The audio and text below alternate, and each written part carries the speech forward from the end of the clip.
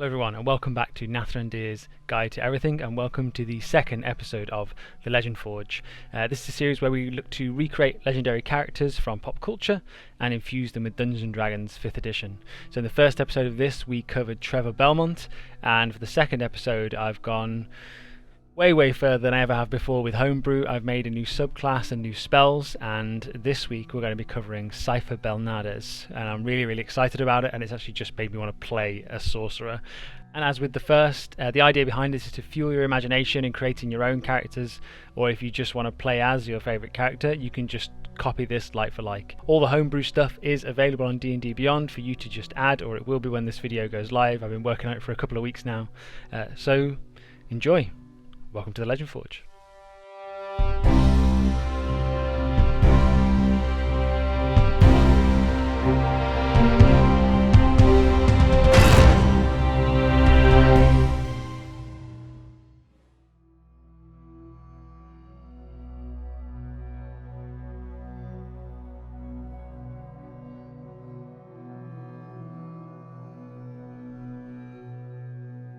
So we're back in D&D Beyond, so let me just show you the layout for what we're doing for Sypha this week. So it's exactly the same as Trevor's from the first episode.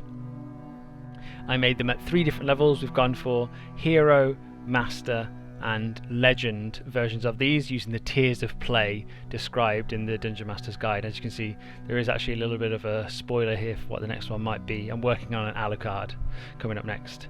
So first of all, let's take a look at Sypha Belnades, the hero, level 9. So first up for Sypha, I've obviously got loads of homebrew content enabled. We went with a variant human, the same as we went with for Trevor, I believe.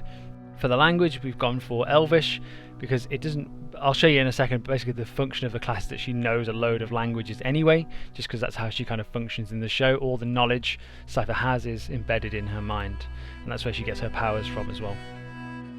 Went for a 2 ability score increase of Charisma and Intelligence. For the skills, we went with Persuasion first of all, to capitalise on that good Charisma. And we got for a feat out the gate, which is Meta Magic Adept, and for whatever reason it's not showing up that I've selected the options. I will do that now. So you want to start off with Quicken Spell and Twin Spell, and then we'll move on now to the class itself, which is where the exciting stuff starts. So we've gone for Sorcerer, and I've made a brand new Sorcerer subclass, named in full the Castlevania Speaker Magician, with my little initials on the end. But if you just search Speaker Magician, you should find it, and that is what she is. That is what this class is. So all the standard sorcerer stuff out the gate. Basically, we've got additional sorcerer spells just from having Tasha's Cauldron of Everything, which added a few new things. But essentially, same hit points, nothing too crazy has changed there. For proficiencies, we went with Insight and Intimidation, because I think when Sypha goes on one of her rants in the show, she can get quite fiery. Spellcasting for a sorcerer uses your Charisma, that's all you need to do there. And so the Sorcerer's Origin, this is where at level 1 we pick what we have, and we've gone with Castlevania Speaker Magician, the one I've created. And so the first level feature for this is Knowledge of the Lost. Starting at first level, the magic you command is born from your vast knowledge of lost and arcane languages. This knowledge allows you to summon powerful spells and read ancient seals. Primordial allows you to understand and be understood by those who speak its dialects, Aquan, or an Ignan Terran, which is all the elemental languages. You would also have knowledge of lost languages of your realm. So this is more homebrew aimed, essentially. So I've got an example here. Loros is the ancient language of Netheril, which is one of the ancient civilizations in the Forgotten Realms. So I would presume that she would know of that, or all of that, basically. But you can flavour this to your world. That's the idea there. Next up we have Do No Evil, which is also a first level feature, specifically for the Speaker Magician. Starting at first level, you can weave spells that inflict fire, cold, lightning or bludgeoning damage to keep your allies out of harm's way. There's not many that do bludgeoning damage, by the way, but it's all the wind focused ones generally do. But when they do that, and it would affect another creature you can see, a friendly, you can choose a number of them equal to 1 plus the spell's level. The chosen creatures automatically succeed on the saving throw against the spell, and they take no damage if they would normally take half damage. Additionally, you cannot cast spells that deal necrotic damage. So this actually is very much inspired by the Wizard of Evocation, I believe, their Sculpt Spells feature, just to keep people out of your blast radius. But I think it really embodies what Sypha is about, and I've transferred it over kind of to the Sorcerer and changed it up slightly. No necrotic spells, because that would be against everything she stands for as a speaker. Okay, and then leveling up as a Sorcerer generally, we get the Font of Magic, which is our sorcery points, which means we can manipulate spells in more fun ways. And the meta magic options I've gone for at 3rd level are Transmuted Spell and Subtle Spell. Transmuted allows us to change the damage types, which I thought was really, really cool. We're going to be using a lot of cold and fire spells and lightning, because that's kind of what Sypha does in the show. So being able to transmute that into a different kind of damage seems quite... I feel like she would have the skills to do that. And this is at level 9, so she's still quite accomplished at this point. Sorcerer's Versatility is an optional feature again from Tasha's, just allows us to swap out our meta magics when we level up. Not really important for this build today. The 4th level ability score improvement, we've gone for Charisma and Intelligence once again. And then the Magical Guidance optional class feature, another one from Tasha's, essentially allows us to make a reroll on something, which is fantastic, by spending a sorcery point. And we get back to the fun stuff, so to my homemade subclass once again, we've gone with Scholar of Magic. At 6th level, you add your Intelligence modifier to the damage you deal with any wizard or sorcerer cantrip that is fire, cold, lightning or bludgeoning damage. You've learned to bypass the defences of even the toughest or swiftest foes, and when a creature succeeds on a saving throw against your cantrip, the creature takes half the cantrip's damage, if any, but suffers no additional effects. Additionally, you have advantage when saving against the petrified condition. Now there's a few references to the show here, so the petrified thing, when, spoilers, in the first season, when Trevor initially finds Sypha, she is actually petrified by an ogre or a cyclops, I believe it is. So we're given a proficiency against that now, because she'll always be more wary of it. And the cantrip buff is also from another class, but I can't quite remember where.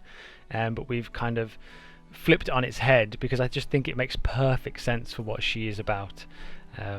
So the fire, cold and lightning is her bread and butter spells, and the bludgeoning comes from any wind spells usually. I'm still not sure about it though, we might change it in the future. Version 2, look out for it.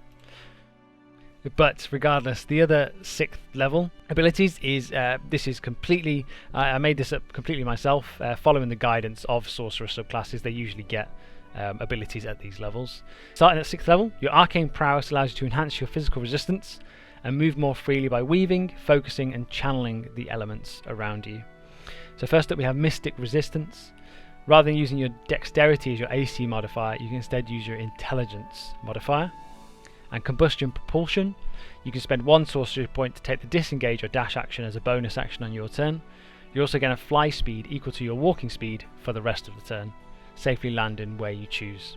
I should probably pitch the whole idea for this subclass in my mind first. So the concept of a speaker is that they hold tons of knowledge, all the knowledge of all the books in the world basically, or somewhere along those lines, in the land that they're aware of.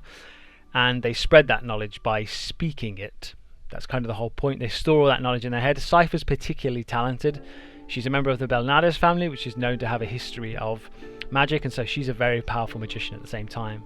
But I wanted to combine the intelligence of a wizard, which she does have because she studied all those things, but with the innate ability to cast spells from just how much she's learnt and focused on it. And that's more sorcery. So her as a character, she kind of floats between those two lines. I've kind of molded the two classes into one for this ultimate night beast killing machine, basically. That's the idea. And the resistance also as well in the show, again, I don't want to spoil it too much, but Sypha gets hit by Dracula. You see Dracula a couple of times across the course of it literally just tear people in half, but she just gets a big scratch. So I think she's got some resistance there. She's not just an ordinary human. I think it must be her mystic powers that protect her a little bit, and that's where the mystic resistance comes from. Using her mind, using her abilities to protect herself as opposed to just dodging out the way. And then at 8th level, which is kind of the final level of ability score improvements for this character, we go double intelligence to boost that AC up because we're no longer using our dexterity. Perfect. So Next, we'll just jump straight into the character sheet and I'll show you around what that looks like. So here we are in the character sheet.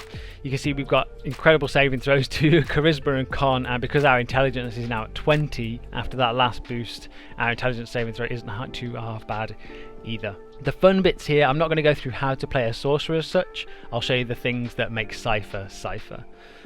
So 20 charisma, 20 intelligence. She can bend basically anyone to her will, especially Trevor. But we're just going to take a look at the spells that I've chosen.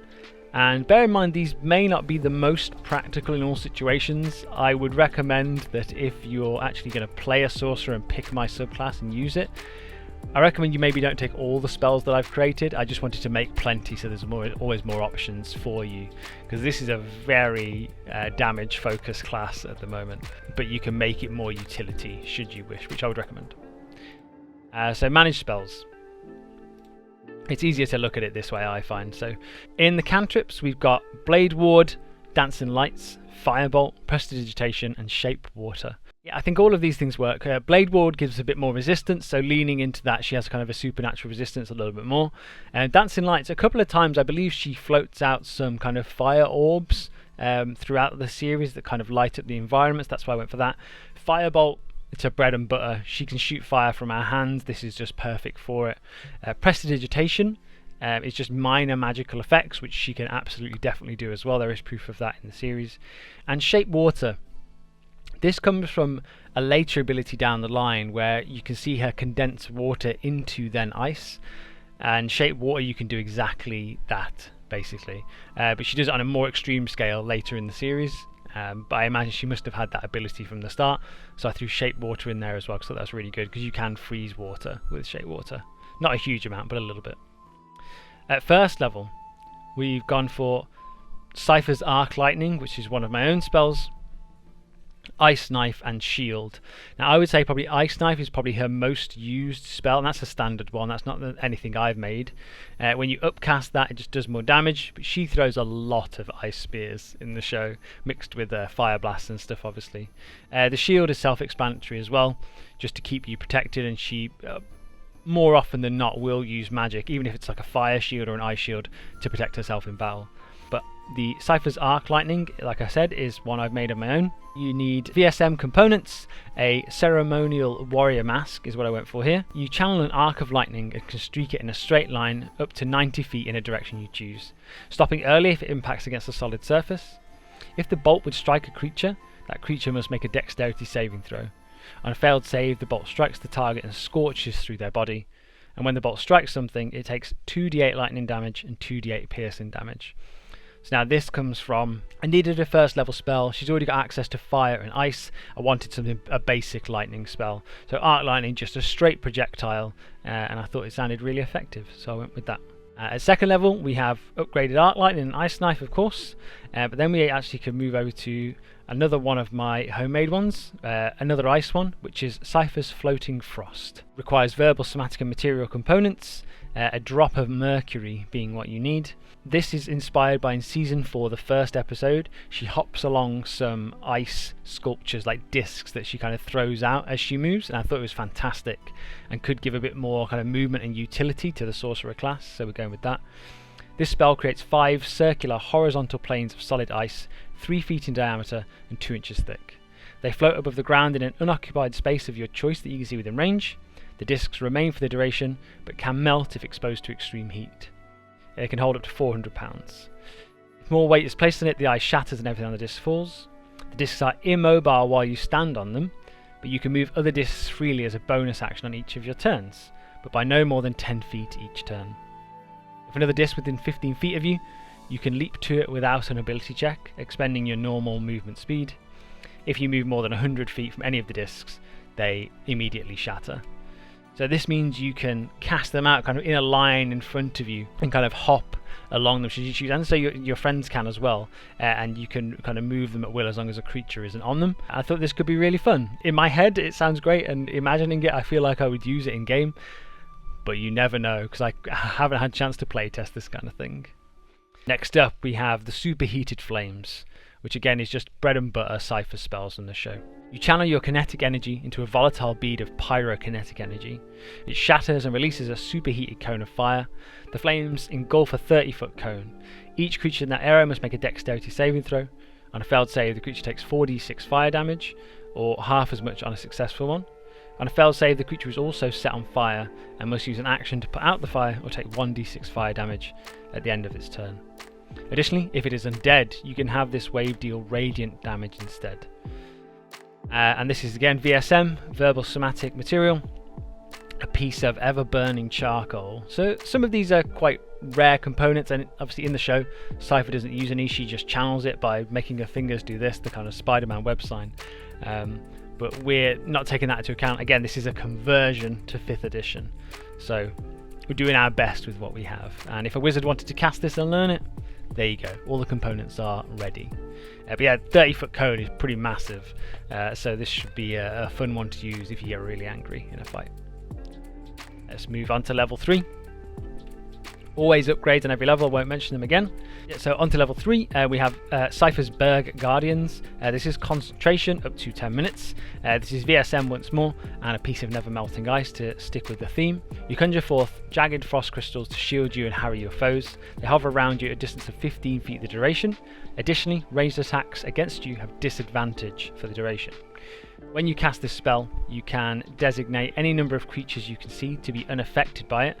An affected creature's speed is halved in the area. When the creature enters the area for the first time, on a turn or it starts there, it must make a dex saving throw. On a failed save, the creature takes 3d8 cold damage. On a successful save, the creature takes half as much. Moving on swiftly, get the pun, to Haste. Haste is a self-explanatory spell. I didn't make this one, of course. This is another bread and butter one. I'd highly recommend it. Haste is incredible. I feel like in anime they do a lot of things all at the same time, so Haste just enables that, whether you cast it on yourself or somebody else. I just think it's a nice flavour for it. Next up, 4th level, we have Sypha's Voltaic Hands, another one that I've made. Concentration up to a minute, so this is the shortest one yet. VSM again, and you need a solid gold bracelet worth at least 500 gold pieces for this one. You channel lightning to your fingertips and cause the energy to erupt from them. While concentrating on this spell, you can make a melee spell attack against a creature within 15 feet. On a hit, the target takes 4d10 lightning damage and must make a constitution saving throw. On a failed save, the creature is stunned until the end of its next turn. So this, again, inspired by Season 4, there is a moment, spoiler alert, she slices a Night Beast, there's the word, slices a Night Beast in half by charging up her fingertips, and I just thought it looked awesome, so I thought I need to throw that in there. If anyone ever does get close to you, you pop this off and absolutely annihilate them. We've also got Ice Storm. Makes sense, she does a lot of ice attacks in it, ice walls, everything. I didn't really know what to pick for that kind of stuff, so I just went with Ice Storm because why not. And finally, at level 5 for a 9th level sorcerer, this one's probably my favourite that I've designed, and it's Sypha's Razor of Rhyme, also from Season 4. It seems like, I guess it's fresh in my mind, which is why I'm pulling from that a lot. But regardless, it's a VSM again, a small piece of red jasper crystal, and its concentration up to a minute. So bear with me on this one, the description's quite long, pay attention. You condense any moisture into the air into a singular razor-sharp, saw-like, horizontal ring of arcane ice. The ring has a 15-foot radius around you and moves with you. If the ring cuts through a creature's space when it appears, if it is large or smaller, the creature within its area is pushed to the outer edge and must make a dexterity saving throw. So it pushes things away from you. Additionally, if a creature starts its turn within 5 feet of the ring or enters its area, it must make a dexterity saving throw. On a failed save, the creature takes 10d6 cold damage, or half as much on a successful save. The spinning, frozen saw-like ring keeps others at bay. While concentrating on the spell, no other creature of size large or smaller can come within 10 feet of you, if they're on the same horizontal level. If you move directly towards a creature of size large or smaller, they move with the outer edge of the ring, but your movement speed is halved. So again, in Season 4, she condenses water in the air into this like razor thin disc of ice, and anything that runs her, she just raises them in half basically, and I absolutely loved it. I thought there's nothing like that in D&D already, so I thought I'd try and flavour it the best I can. And again, I don't know how powerful this is, I haven't play tested it, but I'm excited to hear your guys' feedback if you decide to, and I think my next class might be a sorcerer. Spoilers. Well, I kind of want to play with all these spells. Oh, these are also available for wizards as well. I made them available for both, just so you can play however you like. And finally, I thought we'd just check on this level 9 version just what your equipment could look like at this level, something that kind of complements Sypha from the show. So we've got the Cloak of Protection. I'll do it in this attunement slots here. Cloak of Protection, just a little bit more AC. Again, she is fairly hardy for who she is. A Pearl of Power to just regain some spell slots, so she gets kind of a second wind. And a Periaptive Wound Closure to heal up those wounds when she takes a short rest. As again, just leaning into that, she's not quite normal. She has this magical powers that can kind of keep her going throughout a fight. So that's level 9. That is the heroic level of Sypha Belnades. Let's take a look at the master level. So now the skill breakdown for the master version of Sypha Belnades from Castlevania. We already had our ability score improvement at level 8. We get another one at level 12, so it's just spells in between there, unfortunately. So not much happens between these two levels. We've buffed up our constitution because she just gets hardier and hardier throughout the show, and just more resilient to everything, I think, and I really like that. So constitution will help our spellcasting no end as well. And at 14th level, you get this skill, Protector of the People. Your devotion and commitment to the protection of knowledge and others always shines through. You gain advantage on charisma persuasion checks involving humanoids. Additionally, when you or another creature you can see within 30 feet of you is hit by an attack roll or spell effect, you can use your reaction to grant a bonus to the target's AC or saving throw against that attack or spell, potentially causing the attack to miss or the saving throw to succeed. The bonus equals your charisma modifier, minimum of +1, and by this level it should definitely be 5 if you're a sorcerer. If the attack misses or the creature successfully saves, you can cast, as part of that reaction, one level 3 or lower spell that doesn't target yourself as part of this reaction. So you can shoot a cantrip their way, you could shoot a fireball their way, you could shoot an arc lightning their way. You can use this a number of times equal to charisma modifier, minimum of once. You regain all expended uses when you finish a long rest. And I love how powerful this is, and again, the title of it and kind of what it denotes, the Protector of the People. She will never let her allies down, and she protects the civilians of any city the absolute best she can. That is the job of a speaker. She says it multiple times throughout the journey that is the 4 seasons of Castlevania. So I think this plays on that perfectly. She always wants to help others out, maybe not just thinking about herself, even in the most stressful of situations. So now let's just jump straight into the character sheet, and I'll show you all the new spells and new equipment. So we're back in the character sheet. You'll probably notice a few differences already. The stats are getting even more ridiculous. We're at level 14 now. I thought I'd just take you straight into the spells, same as before. And you can see some bonus spells in there from one of our magic items now. But we're not going to pay too much attention to that. So we'll go straight down to 5th level, where we're looking at our new spells. And there we go. So the next newest one is at 6th level. And this one I designed again is called Sypha's Symphony. And it's actually based on Tensor's Transformation, which is actually a spell I'd never heard of until I designed this subclass and these spells. So it's a VSM, concentration up to 10 minutes, a few hairs from a vampire are what's required for the components. But you imbue yourself with endurance, martial mastery, and the knowledge of the magician's past. Until the spell ends, you can't cast spells, and you gain the following benefits. You gain 50 temporary hit points. If any of these remain when the spell ends, they are lost. You can use your charisma modifier as a damage modifier for any weapon attack.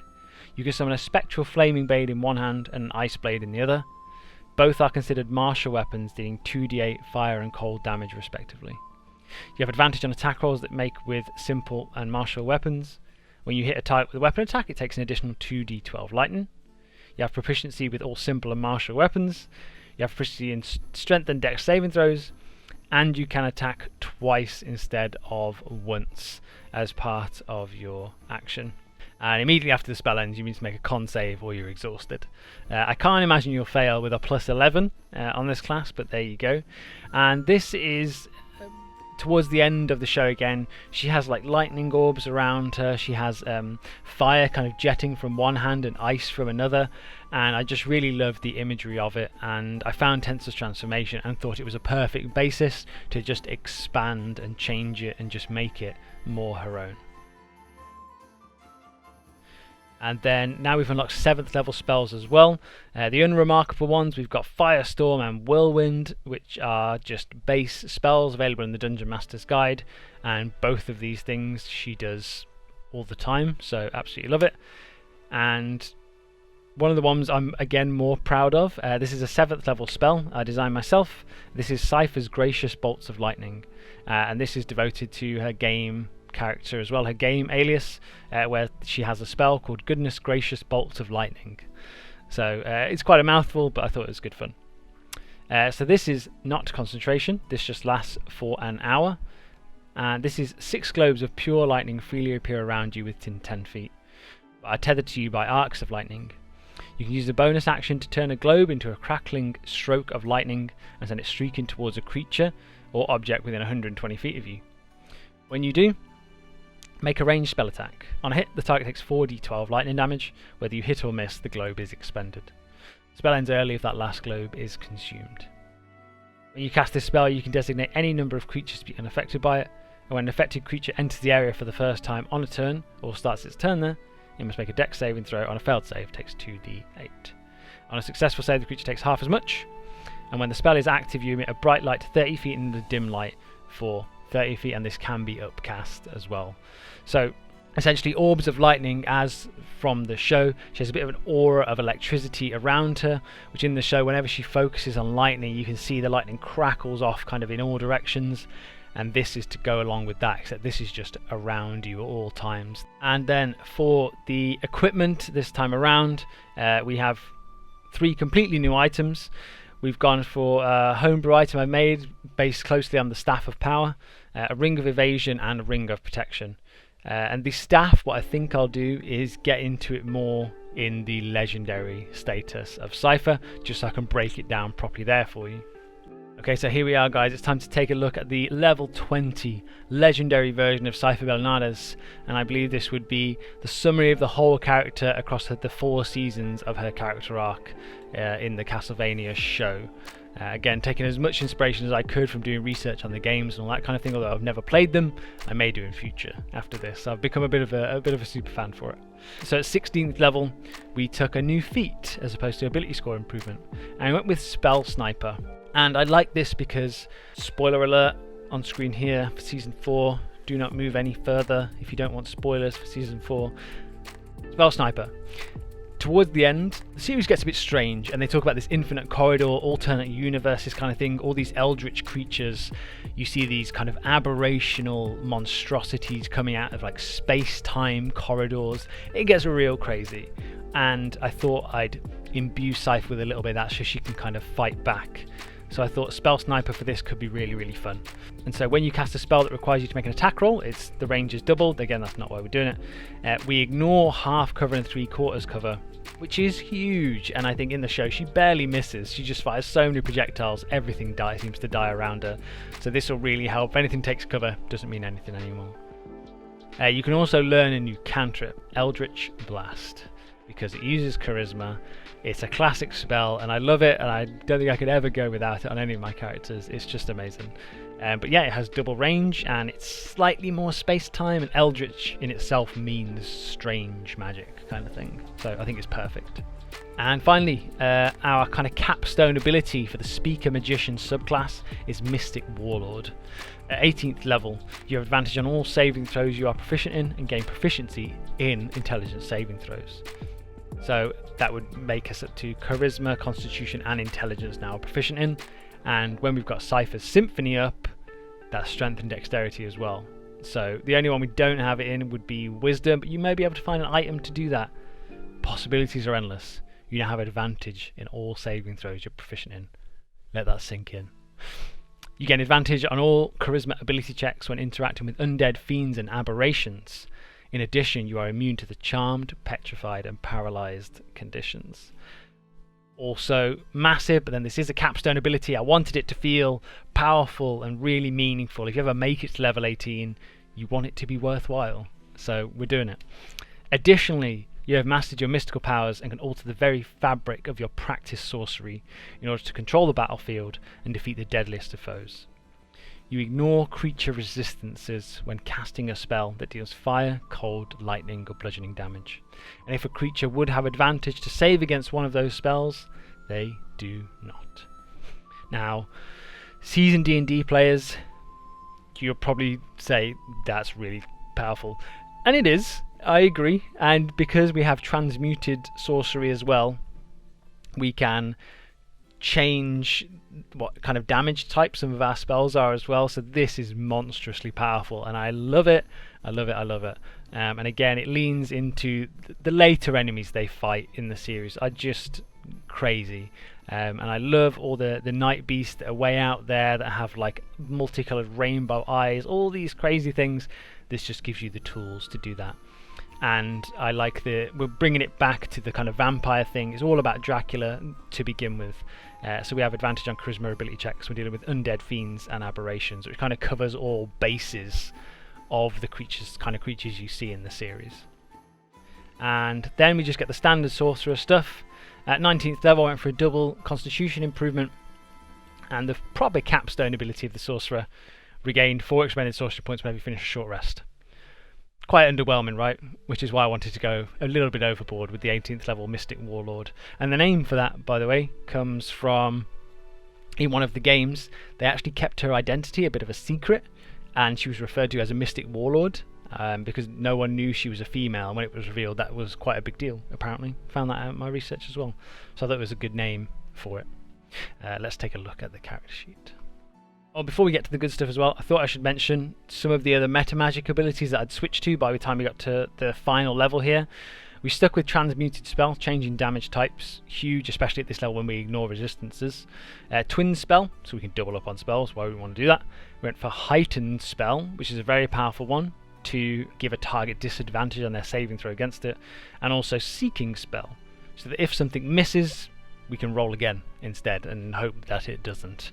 Let's take a look at the updated spell list, and there's not too many extras here. We've kind of gone through all the really good stuff in the previous two, but at 8th level actually foregoed picking a spell from the spell list because nothing quite jumped out at me as very Sypha. They were all a bit more utility, and I couldn't identify with any of them for her character specifically. But if you're making a sorcerer, there's plenty for you there, definitely. You don't want to go all aggressive like she is. It won't go so well, I wouldn't think.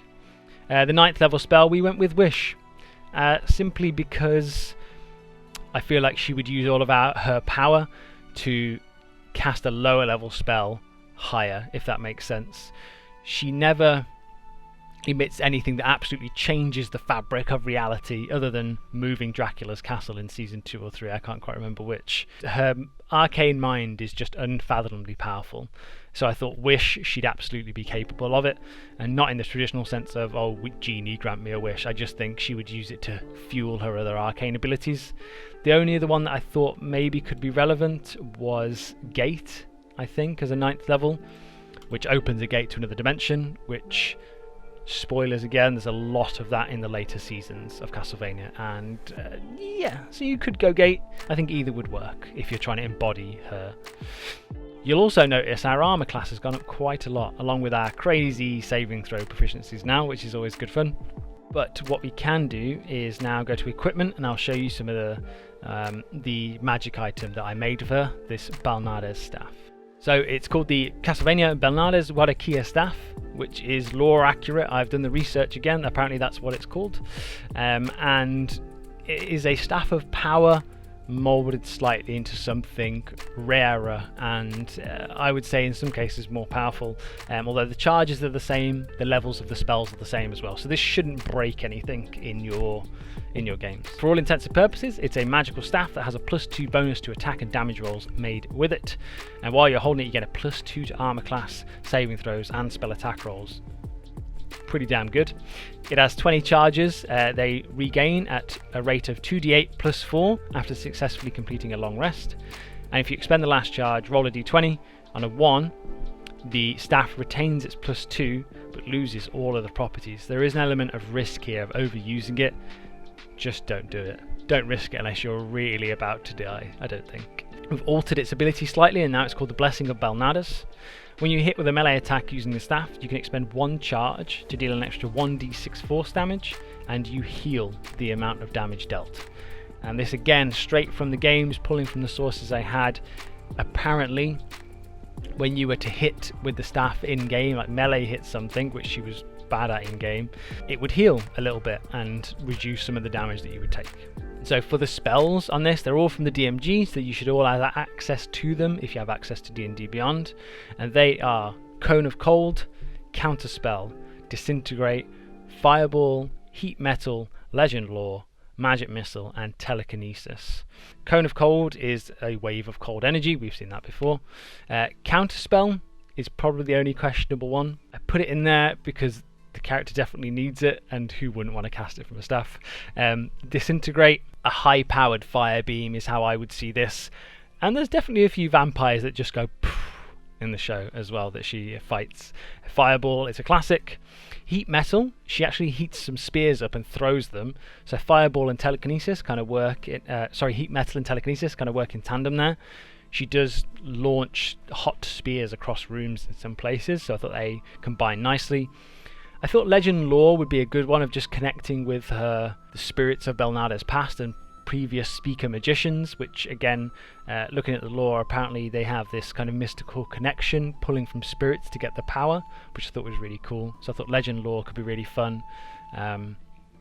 Which, if you don't know, essentially you can pick a thing and learn everything there is to know about that particular item or subject. It's a really, really fun spell.